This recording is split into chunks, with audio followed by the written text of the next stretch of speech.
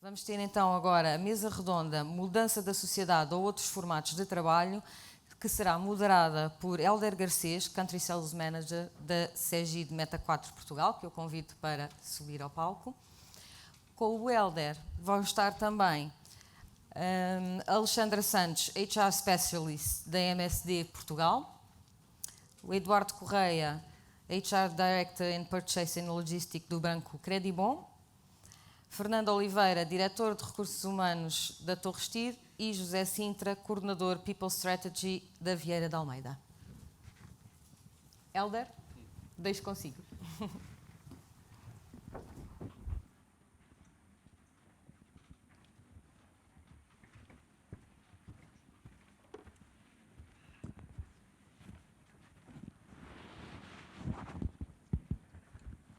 Não sei se me estão a ouvir, sim. Antes de mais, muito obrigado pelo convite. Eu já participo neste evento desde quase do início e é a primeira vez que estou a falar aqui para vocês todos. E ao pensar neste convite que me fizeram e sendo moderador destes temas, estava a pensar se abordaríamos neste assunto, se falaríamos sobre estes 2 últimos anos que todos nós passamos, em que o trabalho invadiu as nossas casas, invadiu a nossa família, mas sobretudo queria-me debruçar aqui um pouco sobre o futuro, portanto, e sobre o futuro fazer aqui um conjunto de questões e aproveitar também sobre este painel tão rico e tão vasto que nós temos aqui, aproveitar também do vosso lado para algumas questões que queiram depois colocar no final, tentar perceber como se estamos a passar por uma mudança estrutural do trabalho, como nós o conhecemos, e como será o regressar dos nossos colaboradores às organizações. E para isso, se calhar, começaria pelo José Sintra, da VDA, portanto, Sociedade de Advogados. Se calhar não tanto focar aqui como foi todo este processo durante os 2 anos, que penso que já foi abordado durante todo este evento, mas como é que preparam agora, portanto, o retorno dos colaboradores, se vai haver mudanças estruturais e o que vão fazer. Ok, muito obrigado e um bom dia, boa tarde a todos e a todas. A VDA tem uma cultura organizacional muito própria e que é caracterizada por um grande princípio de proximidade e de colaboração. Aquilo que é o nosso modelo de negócio e aquilo como a forma como a firma cresceu e hoje em dia vive está muito assente naquilo que é a presença física no escritório. Portanto, não entrando nos 2 anos, foram 2 anos de grande desafio, não só para nós, acho que para todos no geral, mas obviamente que nós não somos insensíveis a esta alteração estrutural. Portanto, contrariamente àquilo que seria de supor, nós implementámos um modelo híbrido, que para já se fixa com um dia de trabalho remoto, mas que irá, obviamente, com o tempo, irá sofrer as devidas atualizações e irá entrar em esquemas mais flexíveis. E eu acho que o que é interessante é que é uma profissão que tem desafios muito próprios e, portanto, que tem um conjunto de características que faz com que nós pensemos no trabalho remoto por si só, sem ter em consideração aqui várias variáveis que é difícil de implementar. É um modelo extremamente orgânico, ou seja, entrar como estagiário e subir até sócio, e tem grandes questões de segurança, mas acho que vou dividir o tempo com os colegas e, portanto, acho que temos a oportunidade para uma segunda volta. Fernanda, como é que foi este retorno ao trabalho, não é? Portanto, o retorno à vida normal, à vida como conhecíamos antes destes últimos 2 anos, na Torre Stир? Bem, a Torre Stир é uma empresa de transportes de mercadorias e, como tal, dos 2.400 colaboradores que nós tivemos, cerca de 70% nunca puderam estar em teletrabalho. Portanto, enquanto a mercadoria não puder ser teletransportada, os caminhões não podem ser teleguiados e, portanto, a movimentação da mercadoria nos armazéns e o seu transporte foi sempre com pessoas presenciais.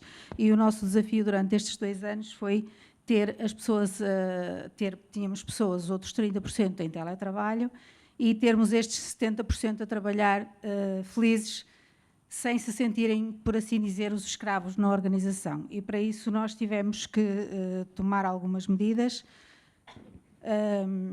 A primeira delas foi tentar que as pessoas percebessem que éramos uma empresa prioritária, portanto que tínhamos que trabalhar mesmo, não era por imposição da empresa, era porque tínhamos que fazer chegar os bens, principalmente os alimentos, medicamentos, à casa das pessoas e que isso era essencial. Não tendo bastado e vendo diariamente as pessoas muito tristes e muito aborrecidas e com muito medo, essencialmente com muito medo, recorremos às nossas redes sociais e eu acho que pela primeira vez para comunicar diretamente apenas com os nossos colaboradores, enaltecendo o trabalho deles e agradecendo-lhes, e eu penso que depois a partir daí as coisas mudaram um pouco e eles passaram a sentir-se um bocadinho como os profissionais de saúde, ou seja, pessoas que eram essenciais e que estavam a contribuir para o bem comum. Na realidade, eu acho que nunca vamos conseguir fazer teletrabalho na nossa atividade. Nos restantes, o regresso tem-se feito e eu acho com muita satisfação, porque eu acho que as pessoas pelo menos as nossas, não estavam a gostar muito, a parte comercial, a parte aduaneira, etc., não estavam a gostar muito do teletrabalho e não tem sido difícil o regresso. Eduardo, como é que na Credibom tem sentido, portanto, penso que já falámos também sobre o tema, não é? O trabalho, este trabalho digital, portanto, trabalho remoto já era uma realidade, portanto, na Credibom, como é que tem sido agora esta passagem nestes novos tempos? Bom dia a todos. Só fazendo aqui um pequenino, paralelo relativamente ao passado, e é 1 minuto apenas. O teletrabalho para nós já existia desde 2017 e, portanto, 60% da empresa já tinha teletrabalho 2 dias por semana, com uma liberdade total de escolher entre a segunda e a sexta-feira, gerido por cada manager da equipa. A pandemia apenas acelerou o processo e desmistificou, no nosso negócio, que é um banco, a questão dos call centers e de que não era possível fazermos que os call centers trabalhassem à distância. Por engano, ainda é melhor do que as funções técnicas. Um segundo aspecto também extremamente importante é que eu ouvi o Tiago a falar e durante o período da pandemia foi importante fazermos tudo o que ele falou para prepararmos o que temos hoje na empresa. Hoje na empresa nós temos um processo já consolidado do ponto de vista processual, estamos a colocar em prática de uma forma gradual, que é, nós criamos um conjunto de personas, identificamos funcionalmente a empresa e catalogamos as pessoas de acordo com as funções que elas desempenham, permitindo que o teletrabalho hoje possa ter, consoante as personas, entre 1 a 3 dias por semana na empresa. E, portanto, a experiência está a correr maravilhosamente bem e temos uma taxa máxima de ocupação de 50%, porque é isso que nós pretendemos, não queremos ter mais gente na empresa, porque também é possível, com este tipo de política, atrair os novos talentos, porque as novas gerações e em determinadas funções, como seja a data, a IT, etc., eles não querem vir às empresas. E, portanto, nós, com estas medidas, somos capazes de tornar a empresa um pouco mais atrativa e, ao mesmo tempo, mexendo em tudo o que vai ser os layouts e que as pessoas sintam um propósito de voltar à empresa. Portanto, nós hoje estamos perfeitamente consolidados e chegamos aqui com o envolvimento de todos, fazendo questões, utilizando surveys, fazendo workshops com toda a gente, desde os managers, envolvendo as equipas, para perceber o que é que as pessoas queriam. E, maioritariamente, 65% da população do Banco Credibom queria, pelo menos, 3 dias em casa. E isto foi algo que nós tivemos em atenção e depois foi ajustar em função das pessoas. Isto leva-me à próxima questão, ainda relacionada com o mesmo tema.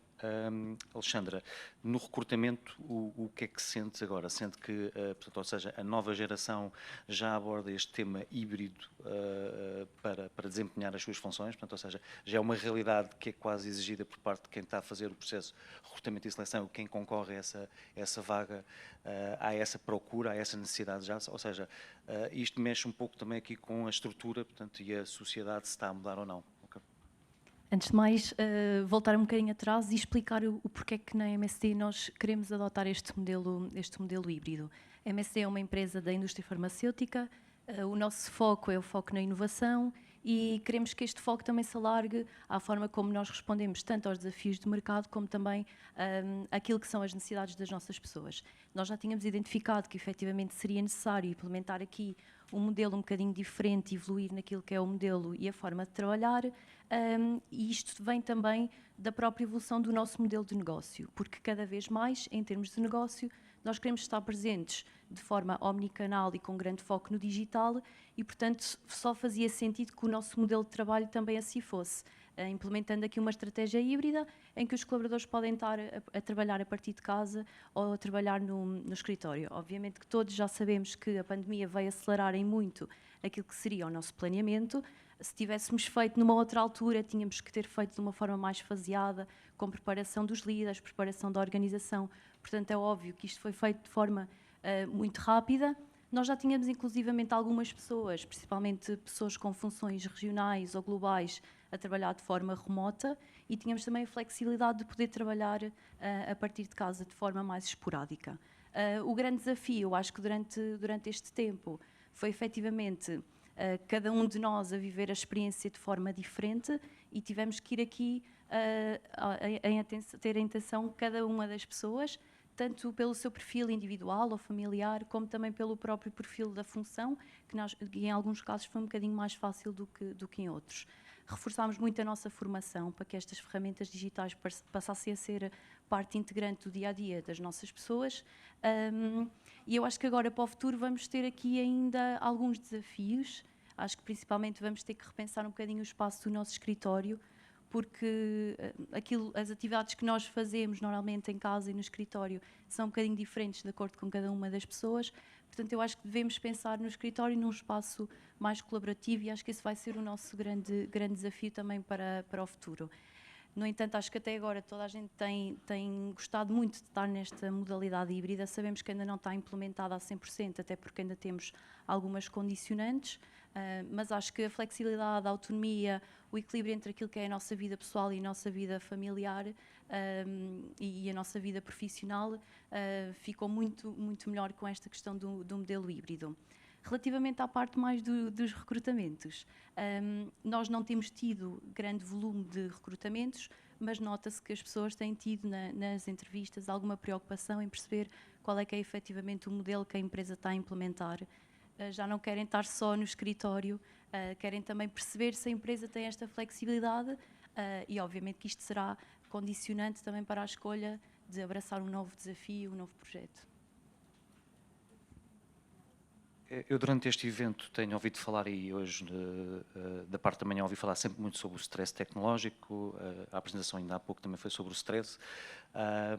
Mas queria também aqui perguntar-vos, e se calhar começava novamente aqui pelo José, de que forma é que a digitalização acelerou, como é óbvio, não é? Portanto, de que forma é que também aqui as plataformas digitais de gestão vos ajudaram, portanto, em tudo isto que aconteceu, tudo o que aconteceu a nível mundial e como está a preparar também para o futuro, José? Bem, acho que a nossa abordagem é sempre de ver estas plataformas digitais como um meio e não como o fim. Elas existem para estar ao serviço daquilo que é a nossa estratégia e não nós adaptarmos a nossa estratégia àquilo que as plataformas exigem. O que esta experiência nos demonstrou foi claramente que muitas vezes aquilo que são os nossos preconceitos relativamente a estes temas são demasiado enraizados e nós achamos que algo não vai funcionar, que vai haver uma maior resistência, vai haver bloqueios e o que este período nos demonstrou foi que estas plataformas funcionam. Aquilo que eram tentativas de fazer bypass aos sistemas, quando não existia oportunidade para isso, por exemplo, os sistemas de avaliação de desempenho totalmente digitais, os processos de recrutamento totalmente digital, mesmo sem qualquer possibilidade de ir ao escritório. Portanto, isso no início era impensável, mas depois teve que ser feito. Estamos a falar de um escritório que cresceu durante a pandemia, nunca foi tão grande. Portanto, isso o que nos demonstrou foi não existem aí essas barreiras e nós podemos usufruir desses meios. e fez-nos, obviamente, encarar, acho que de uma forma mais séria e mais estratégica até, aquilo que é aquele grande chavão, buzzword, que hoje se ouve muito falar da transformação digital, que não é assim tão transformador quanto parece, mas fez-nos pensar para outros processos.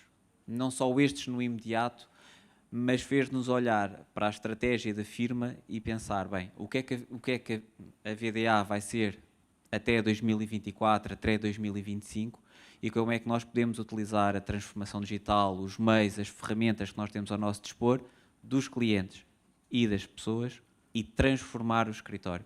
E, portanto, foi essa um bocadinho a viragem que fizemos. Fernanda, de que forma é que a tecnologia ajudou aqui, no fundo, a Torres Tir, do ponto de vista, já percebemos que 70% tiveram sempre um papel preponderante na organização, mas de que forma é que o digital, ou já estarem digitalmente avançados, os ajudou na comunicação com estas pessoas?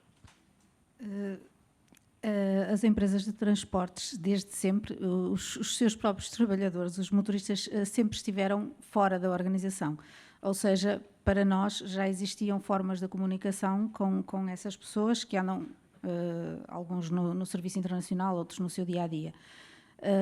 Portanto, agora estamos a começar com a parte administrativa, não estamos ainda muito avançados nessa parte da digitalização, mas na realidade nós já éramos peritos desde os telefaxes em comunicar com os motoristas à distância e sempre tivemos, nunca tivemos grandes dificuldades nisso. Neste momento temos sistemas de comunicação, inclusive com que estão instalados nos caminhões, sistemas de mensagens, e os PDAs também fazem bidirecional, ou seja, recebem instruções, mandam instruções.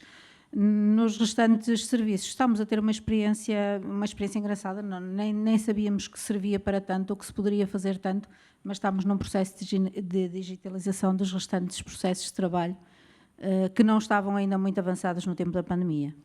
Mas levou-os a pensar no sentido de, tanto a área de recursos humanos, ter aqui uma maior comunicação, portanto, com estas pessoas na pandemia. Portanto, ou seja, haver aqui uma comunicação bidirecional e preocupada, portanto, envolvida, não é, nesse sentido. Sim, também a área de recursos humanos, mas nós temos a nossa comunicação com os colaboradores um bocadinho mais centrada nas chefias diretas, ou seja, os recursos humanos sim, em determinados assuntos, mas damos bastante responsabilidades às chefias diretas que lidam diariamente com os colaboradores e que estão presentes diariamente. Eduardo. Ora bem, nós a digitalização já era algo que vinha de trás, a pandemia efetivamente acelerou. Nós temos vários processos do ponto de vista digital já perfeitamente implementados, mas mais do que também ter processos é ter formas de trabalhar, porque eu acho que todos nós hoje sofremos um bocadinho com as dinâmicas das reuniões e dos Teams e as regras que nós devemos ter para o uso das mesmas. Naturalmente que o Teams é uma ferramenta poderosa, porque nós conseguimos partilhar documentos e fazer, e portanto isso simplifica muito e digitaliza muito os próprios processos da empresa. Eu, por ter as compras também sob a minha alçada, também fizemos com que a digitalização, todo o processo de compras, todo o processo de faturação assim acontecesse, e portanto a circulação de papel diminuiu abruptamente e criámos regras específicas para a utilização das mesmas. Dando naturalmente alguns exemplos, as reuniões, nomeadamente, têm durações. Nós temos que ter uma duração máxima de 45 minutos. Nós sabemos que hoje, do ponto de vista digital, há um cansaço, afinal de 2 horas as pessoas desligam, e muitas das vezes nas reuniões as pessoas estão em reuniões e estão a fazer outras coisas. E portanto, então há que criar um foco, há que criar uma agenda, há que ter reuniões de 45 minutos, e se tivermos reuniões que tenham que ser superiores a 45 minutos, vão até 1h15 e obrigatoriamente param. Tem que ter um break. Portanto, há um conjunto de regras, e a digitalização passa também por isto. Passa não só por termos os meios tecnológicos, mas também como os usar. Porque não basta ter só as ferramentas, é preciso usar. E é isso que nós temos vindo a fazer. Não estamos perfeitos, porque ainda há quem chega ao final do dia e entra nas reuniões já com meia hora de atraso, mas caminhamos para lá. Esse é que é o grande objetivo. Sem dúvida, a disciplina é muito importante nestas novas eras. E, Alexandra, como é que se passou na vossa empresa? Assim, na MSD nós já tínhamos praticamente todas as soluções tecnológicas disponíveis para podermos fazer o nosso trabalho de forma remota. Já estávamos também habituados, por exemplo, as reuniões globais de companhia eram sempre no modelo híbrido, até porque nós tínhamos a nossa força de vendas, que normalmente está espalhada pelo país, portanto, sempre que preparamos alguma coisa, seja reuniões, sejam eventos, sejam outro tipo de atividades, temos que ter em atenção que nem toda a gente estava no escritório, portanto, o nosso foco não pode ser só para as pessoas que estão no escritório, também temos que pensar um bocadinho nos outros que acabam por estar espalhados pelo país. E aqui eu concordo aqui com o Eduardo, porque esta questão de estarmos sempre conectados, obviamente que foi uma grande dificuldade, e nós lançámos aqui sobre o mote do Unplug algumas coisas que seriam essenciais para que as pessoas desconectassem mesmo, porque o facto de estarmos sempre ligados por Teams é uma coisa super fácil, todos nós temos o Teams instalado no telemóvel, enviamos uma mensagem ao colega, portanto, nós próprios também temos que regular um bocadinho esta comunicação. E eu acho que é assim, nós temos todas as ferramentas, temos é que depois saber um bocadinho como é que utilizá-las. Esta questão também das reuniões foi uma das nossas principais lutas. Dizíamos sempre, bloqueiem horas de almoço, não marquem reuniões em hora de almoço, ou terminem 5 ou 10 minutos mais cedo para dar tempo e terem um intervalo entre reuniões, mas sabemos sempre, todos nós que aqui estamos, que nem sempre é fácil, mas eu acho que isto também vai ser uma conquista a poucos e poucos, portanto eu acho que vamos chegar lá, espero eu. Muito bem. E relativamente, pegando aqui nas suas palavras, como é que, falámos aqui muito do Teams, falamos de comunicação, falamos da forma como temos que nos disciplinar, que temos que nos distanciar, como é que nestas reuniões que nós todos passamos diariamente, como é que gerimos aqui a questão da comunicação não verbal, portanto, ou seja, como é que nós, quais são as estratégias que, se calhar agora começo pela Alexandra novamente, se não se importar, para fazermos aqui ao contrário, como é que potenciaram isso em termos de reuniões, como é que potenciaram esta comunicação não verbal por parte das pessoas e por esta impessoalidade, no fundo, do digital que acaba por ser as reuniões de Teams e de outra plataforma? Sim, eu acho que nós temos aqui algumas reuniões que são um bocadinho diferentes e que não é possível nós estarmos a prestar tanta atenção àquilo que é o não verbal. Por exemplo, se for uma reunião com toda a organização, normalmente quem conseguimos ver são as pessoas que estão a falar e os outros nós acabamos por não conseguir ter tanta atenção. Nesse aspecto, o que nós apostámos foi numa comunicação um bocadinho mais próxima com os nossos managers, também como a Fernanda dizia, e responsabilizar aqui também os managers, porque eles na realidade são aqueles que lidam todos os dias com a sua equipa e que são responsáveis também por identificar alguns sinais de que as coisas possam não estar a correr tão bem. Pronto, nós difundimos uma atividade, que é uma atividade muito simples, que denominamos como Are You OK?, que é uma coisa super simples que todos nós podemos fazer na nossa equipa, com as nossas pessoas, mesmo que não tenhamos ninguém a reportar-nos, podemos também fazer com os nossos colegas. E passa só pelo simples facto de, já que não conseguimos nessas reuniões com toda a gente perceber o comportamento de cada um, se tivermos uma reunião individual, perguntar, olha, está tudo bem contigo, estar atento também a alguns sinais, e eu acho que isso é preponderante, porque obviamente que quando são reuniões com muita gente nós não conseguimos ter este cuidado, mas se forem reuniões mais pequenas com as nossas equipas ou com os nossos colegas, acho que todos nós somos responsáveis por também ter um bocadinho de atenção aqui a esta questão. Eduardo. Este é um tema bastante interessante, porque estar em frente a uma câmara não é a mesma coisa que estar em frente a uma pessoa, e o body language diz muito, não é? E o desligar a câmara. E muitas vezes o desligarem a câmara numa... sim. Regras básicas. Reuniões, câmara ligada. Primeira questão. Segunda questão, se estiverem no escritório, juntem-se. Terceira, demos formação aos managers e há uma responsabilização, porque a gestão das pessoas não é feita pela direção de recursos humanos, é feita por cada um dos managers. Nós damos guidelines e eles têm que, por isso é que eles são managers e têm que pôr em prática.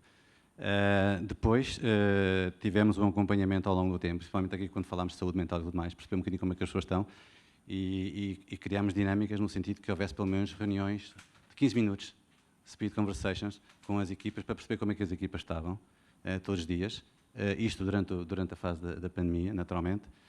Hoje em dia fazemos como regra obrigatória, pelo menos uma vez por mês, a equipa tem que estar junta fisicamente.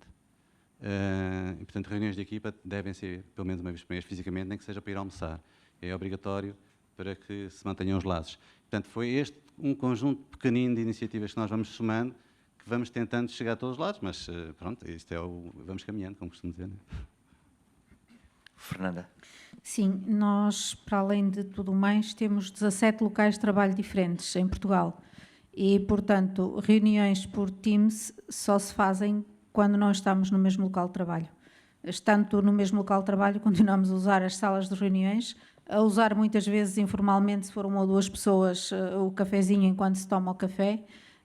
Continuamos a reunir como fazíamos antes da pandemia, não mudamos muito, mas realmente passamos a fazer muito mais reuniões por Teams com pessoas que estão distantes e com pessoas que estão noutros locais de trabalho. Isso sim, estamos a fazê-las com muito mais frequência do que fazíamos antes. Acho que nos habituamos durante o tempo de pandemia porque não podíamos circular de baixo para cima e de cima para baixo. Estamos a fazê-las com muito mais frequência. José. Sobre uma estratégia, não houve assim nada muito concreto nessa adaptação. Acho que não vale a pena falar sobre a importância da linguagem não verbal na comunicação. Acho que o Teams tem uma vantagem e uma desvantagem grande.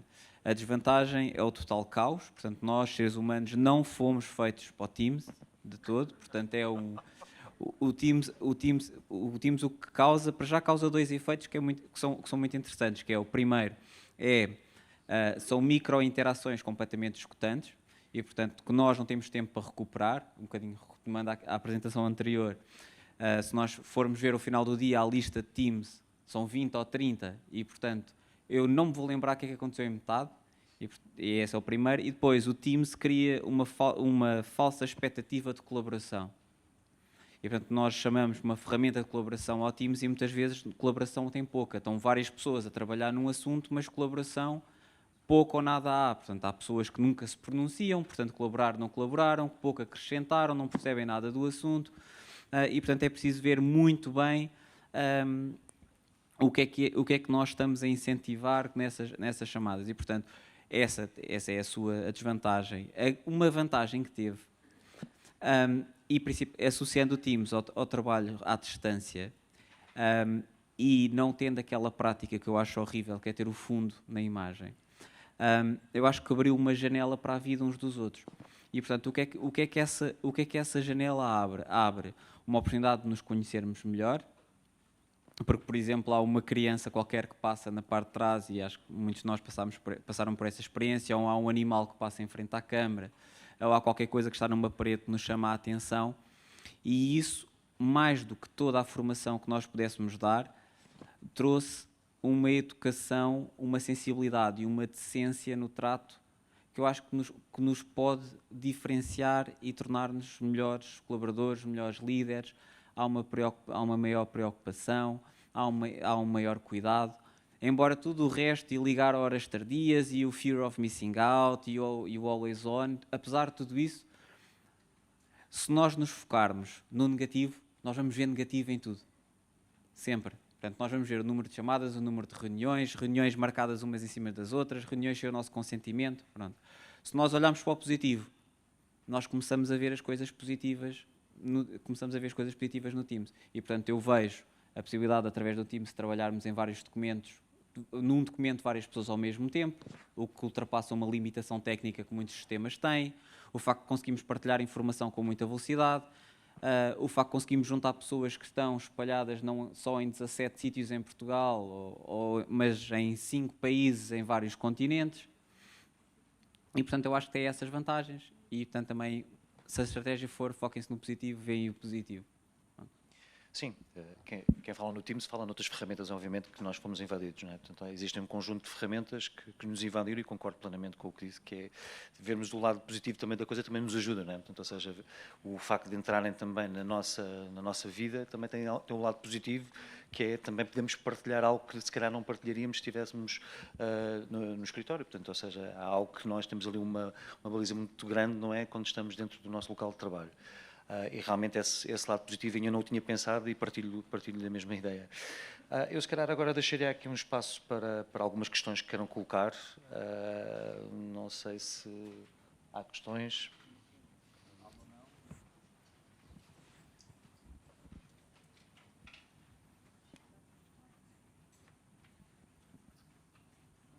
Obrigada. Bom dia, Rita Lago da Fidelidade. Muito interessante, antes de mais. Queria fazer uma pergunta, que é, se podem partilhar um bocadinho da vossa experiência, de quando a sociedade e as formas de trabalhar estão a mudar mais depressa do que a legislação laboral nos permite. E como é que, no fundo, agarraram este desafio, ou que partilhas é que podem fazer? Nós ainda estamos com um modelo de contexto pandémico, estamos a preparar para transitar para um modelo final, híbrido, como também presencial, uma vez também temos agências e locais físicos, mas a legislação claramente não está a par da mudança da sociedade. Isto é para a pessoa da Sociedade de Advogados responder. É que eu não sou advogado, eu sou psicólogo e, portanto, os psicólogos vão sempre responder com coisas complexas. Já somos 2. Os psicólogos vão sempre responder coisas complexas. Pronto, mas uma coisa é certa, eu acho que independentemente de pandemia, trabalho remoto ou não, o que nós sabemos é que as organizações, de uma forma geral, evoluem a uma velocidade que a legislação laboral não acompanha. Pronto, e isto não está só relacionado com o trabalho remoto, acho que há muitas outras matérias em que isso não acontece. E, por um lado, ainda bem, porque também se o Código Laboral se alterasse à velocidade que as organizações se compram, são vendidas, se unem, se separam, se chateiam, se tornam amigos, portanto, também seria o caos. E, portanto, essa estabilidade é boa e acho que devíamos valorizar o nosso Código de Trabalho. Tem coisas muito boas. Por exemplo, não falámos aqui, mas o direito à desconexão, que vários países tiveram, coisas que eu aprendo com advogados que estão cá sentados. Vários países tiveram que legislar este direito à desconexão. O nosso Código de Trabalho já tem uma série de artigos que prevêem essa prática do direito à desconexão.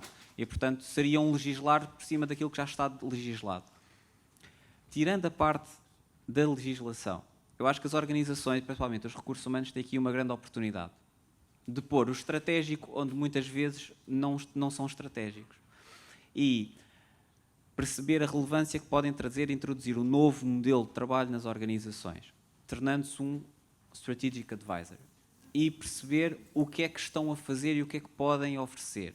Em primeiro lugar, saber explicar às organizações o que é que foi o lockdown, o período de confinamento. E saber demonstrar às várias direções, aos vários departamentos, às várias unidades, o que é que isso significou. Foi uma experiência social que tem muito pouco que poderá ser replicada no futuro. É que nós não fizemos trabalho remoto, é que nós fomos forçados a fazer trabalho remoto. E não podíamos ir se quiséssemos, tínhamos que ficar. Depois, é preciso ajudar a ver com cautela os benchmarks. Nós fazemos muitos benchmarks de muitas práticas. Mas muitas vezes acabamos a comparar-nos com o Google, com a Amazon, com o Facebook, com empresas com as quais é muito difícil a maioria de nós nos compararmos. As organizações têm muito legacy, têm muita história, têm muitos anos de práticas. As startups que acabaram de ser criadas agora têm práticas que existem desde o seu dia 1. E, portanto, é preciso ver com quem é que nos estamos a comparar. E depois, e por último, e já passo a palavra, o terceiro aspecto tem a ver com de que forma é que nós estamos a preparar o mundo do trabalho com tudo isto que nós estivemos a falar.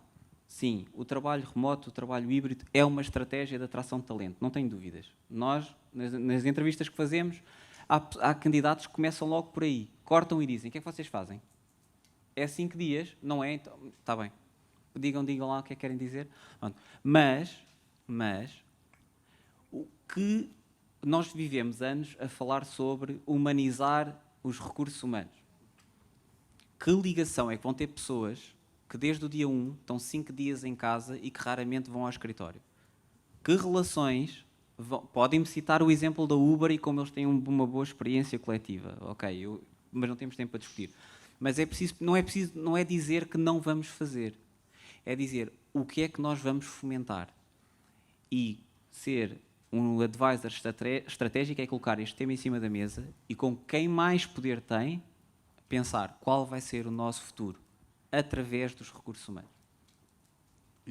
Eu penso que ainda temos espaço para mais uma... Sim, temos uma pergunta na app, da Isabel Moco. Não está dirigida a uma pessoa em concreto, portanto, deixo à vossa consideração. A questão é a seguinte: estamos, de facto, na mudança de paradigma dos formatos de trabalho. Como preparam as pessoas para o trabalho remoto ou híbrido e os líderes em particular? Porque aprender no terreno, como foi durante os últimos 2 anos, tem imensas consequências. Eu talvez possa dar aqui o meu contributo, mas pegando só para responder à parte final da pergunta, eu acho que nós, os recursos humanos, temos sempre aquelas limitações legais, mas temos que correr naquela linha tenue, senão não conseguimos fazer nada. E se queremos evoluir. Relativamente a essa questão, como é que nós preparamos as pessoas e os managers? Fundamentalmente, é preciso um processo de comunicação, um processo de envolvimento de toda a organização, de acreditar naquilo que está a fazer. O que nós fizemos foi formação para os managers, de saber fazer a gestão híbrida, de fazer a gestão à distância das pessoas e de que maneira que as pessoas também sentissem-se confortáveis da forma como estão a ser geridas. Nós demos formação de gestão de tempo a toda a empresa, para as pessoas saberem gerir o seu próprio tempo. Nós fizemos formação de gestão de conflitos, porque os conflitos não nascem só quando estamos 1 a 1, nascem também atrás da câmara. E, portanto, nós tivemos esse cuidado todo de preparar, de maneira a podermos estar confortáveis no modo de trabalhar híbrido e no modo de preparar um manager para fazer uma avaliação, se não for possível fisicamente, pelo menos à distância, e vice-versa. Foi este método de trabalho que temos estado a trabalhar. Penso que estamos, relativamente a esta mesa, a agradecer-vos a vossa partilha, porque realmente foi bastante enriquecedor, porque vimos aqui vários setores de atividade com algumas diferenças do que se passou e do futuro, que é isso também que nos apraz aqui, e agradecer também a vossa presença. Estou muito contente de voltarmos a esta nova interação, como dizia o José, a linguagem, apesar de estarem com máscaras, a linguagem não verbal, o estar presente também nos faz muito bem à cabeça. Obrigado.